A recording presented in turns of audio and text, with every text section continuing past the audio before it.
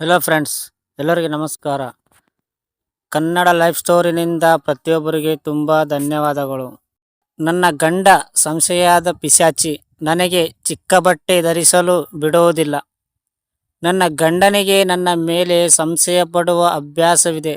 ನನಗೆ 6 ವರ್ಷದ ಮಗು ಇದ್ದರೂ ಅವಳ ಸಂಶಯದ ಅಭ್ಯಾಸದಿಂದ ನಾನು ಬೇಸತ್ತು ಹೋಗಿದ್ದೇನೆ. ನಾನು 35 ವರ್ಷದ ವಿವಾಹಿತ ಮಹಿಳೆ. ನನಗೆ ಮದುವೆಯಾಗಿ 8 ವರ್ಷಗಳಾಗಿವೆ. ನನಗೆ 6 ವರ್ಷದ ಮಗನಿದ್ದಾನೆ. ನಾವೆಲ್ಲರೂ ಚೆನ್ನಾಗಿಯೇ ಇದ್ದೆವು. ಇದ್ದಕ್ಕಿದ್ದಂತೆ ನನ್ನ ಗಂಡನ ನಡವಳಿಕೆಯಲ್ಲಿ ಬದಲಾವಣೆ ಕಾಣಿಸಿಕೊಂಡಿತ್ತು.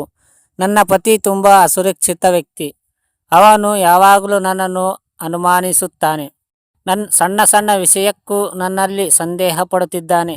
ನಮ್ಮ ಮದುವೆ ನಂತರ ನನಗೆ ಚಿಕ್ಕ ಬಟ್ಟೆಯನ್ನು ಧರಿಸಲು ಬಿಡುತ್ತಿಲ್ಲ. ಯಾವಾಗಲೂ ನನಗೆ ಮೈ ಸಂಪೂರ್ಣವಾಗಿ ಮುಚ್ಚುವಂತಹ ಬಟ್ಟೆಗಳನ್ನು ಧರಿಸಲು ಒತ್ತಾಯಿಸುತ್ತಾನೆ.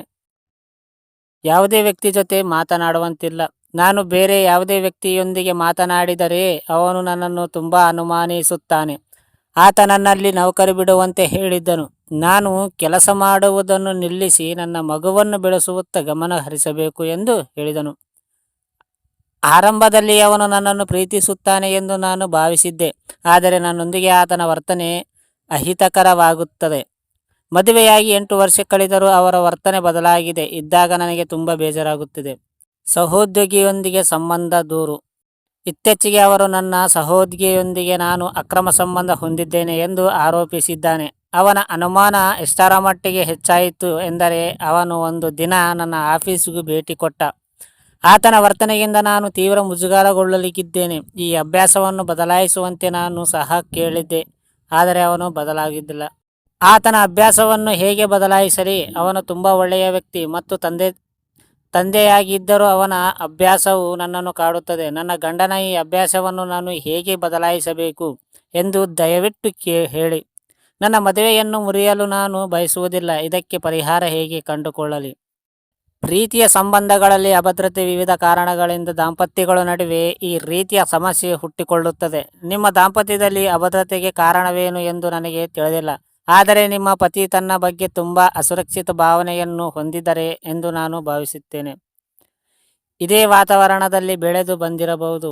ಹೆಣ್ಣನ್ನು ಗಂಡಸರು ಹತ್ಯೆಕ್ಕುವ ಇಂತಹ ವಾತಾವರಣವನ್ನು ಅವರು ಮೊದಲಿನಿಂದಲೂ ತಮ್ಮ ಮನೆಯನ್ನು ಕಂಡಿರುವುದು ಕೂಡ ಒಂದು ಕಾರಣವಾಗಿರಬಹುದು. ಈ ಕಾರಣದಿಂದಾಗಿ ಅವರು ನಿಮ್ಮೊಂದಿಗೆ ಅನುಚಿತವಾಗಿ ವರ್ತಿಸುತ್ತಾರೆ. ನಾನು ಈ ಎಲ್ಲ ವಿಷಯಗಳನ್ನು ನಿಮಗೆ ಯಾಕೆ ಹೇಳುತ್ತಿದ್ದೇನೆಂದರೆ, ಈ ಸಮಸ್ಯೆಯ ಹಿಂದಿನ ನಿಜವಾದ ಕಾರಣವನ್ನು ತಿಳಿದುಕೊಳ್ಳುವ ಬಹಳ ಮುಖ್ಯ. ಅದು ಕಳೆದ 8 ವರ್ಷಗಳಿಂದ ನಿಮ್ಮೊಂದಿಗೆ ನಡೆಯುತ್ತಿರುವುದು. ಮುಕ್ತವಾಗಿ ಮಾತನಾಡಿ. ನಿಮ್ಮ ಪತಿ ನೀವು ಅವರ ಸಹೋದ್ಯೋಗಿಯೊಂದಿಗೆ ಸಂಬಂಧ ಹೊಂದಿದಿರಿ ಎಂದು ಶಂಕಿಸಿದ್ದಾರೆ. ಇದರಿಂದಾಗಿ ಅವರು ನಿಮ್ಮ ಕಚೇರಿಗೆ ಭೇಟಿ ನೀಡುತ್ತಿದ್ದಾರೆ ಎಂದು ನೀವು ಹೇಳಿದ್ದೀರಿ. ಅಂತಹ ಪರಿಸ್ಥಿತಿಯಲ್ಲಿ ಬಗ್ಗೆ ನಿಮ್ಮ ಪತಿಯೊಂದಿಗೆ ಮುಕ್ತವಾಗಿ ಮಾತನಾಡಿ ಎಂದು ಮಾತ್ರ ನಾನು ಹೇಳಬಲ್ಲೆ. ಅವನು ಉತ್ತಮ ಮನಸ್ಥಿತಿಯಲ್ಲಿರುವಾಗ ಆತನೊಂದಿಗೆ ಮಾತನಾಡಿ. ಅವನನ್ನು ಹೊರತುಪಡಿಸಿ ನಿಮ್ಮ ಜೀವನದಲ್ಲಿ ಬೇರೆ ಯಾರಲ್ಲೂ ಇಲ್ಲ ಎಂದು ಅವನಿಗೆ ತಿಳಿಸಿ. ನೀವು ಶಾಂತವಾಗಿರಿ. ನೀವು ಮಾತನಾಡುವಾಗ ಅವರ ವರ್ತನೆ ಇದ್ದಕ್ಕಿದ್ದಂತೆ ಬದಲಾಗಬಹುದು, ಆದರೆ ಇದರ ನಂತರವೂ ನೀವು ತಾಳ್ಮೆ ಕಳೆದುಕೊಳ್ಳಿದ್ದೀರಿ. ನೀವು ಅವರನ್ನು ಎಷ್ಟು ಪ್ರೀತಿಸುತ್ತೀರಿ ಎಂದು ಅವರಿಗೆ ತಿಳಿಯುವಂತೆ ಮಾಡಿ. ನಿಮ್ಮ ಹೃದಯದಲ್ಲಿ ಅವರನ್ನು ನೋಯಿಸುವುದು ಯಾವುದೇ ಉದ್ದೇಶವಿಲ್ಲ ಎಂದು ತಿಳಿಸಿ. ಗಂಡನಿಗೆ ಹೆಚ್ಚು ಕ್ಲೋಸ್ ಆಗಿರಿ. ನಿಮ್ಮ ಮಾತುಗಳನ್ನೆಲ್ಲ ಸಾವಧಾನವಾಗಿ ಹೇಳಿದ ಮೇಲೆ ಗಂಡನನ್ನು ನೀವು ತುಂಬ ಪ್ರೀತಿಸುತ್ತೀರಿ ಎಂದು ಬರೀ ಬಾಯಿ ಮಾತಲ್ಲಿ ಹೇಳುವುದು ಮಾತ್ರವಲ್ಲ, ನಿಮ್ಮ ನಡವಳಿಕೆಯಲ್ಲಿಯೂ ಕೊಂಚ ಬದಲಾವಣೆ ಮಾಡಿಕೊಳ್ಳಬೇಕು. ಆಗ ಮಾತ್ರ ನಿಮ್ಮ ಸಂಬಂಧವು ಉತ್ತಮವಾಗಿರುತ್ತದೆ. ಇಲ್ಲದಿದ್ದರೆ ನಿಮ್ಮ ಗಂಡನ ಅನುಮಾನಗಳು ನಿಮ್ಮ ಉತ್ತಮ ಸಂಬಂಧವನ್ನು ಸಹ ಹಾಳು ಮಾಡಬಹುದು. ನೀವು ನಿಮ್ಮ ಹಳೆಯ ಸುಮಧುರ ದಿನಗಳನ್ನು ನೆನಪಿಸಿಕೊಳ್ಳಿ. ನಿಮ್ಮಿಬ್ಬರ ನಡುವೆ ಆತ್ಮೀಯತೆ ಹೆಚ್ಚಾದರೆ ಮಾತ್ರ ಸಂಬಂಧ ಗಟ್ಟಿಯಾಗಿರಲು ಸಾಧ್ಯ. ಫ್ರೆಂಡ್ಸ್, ಈ ಸ್ಟೋರಿ ಕೇಳಿದ ಎಲ್ಲರಿಗೂ ತುಂಬ ಧನ್ಯವಾದಗಳು.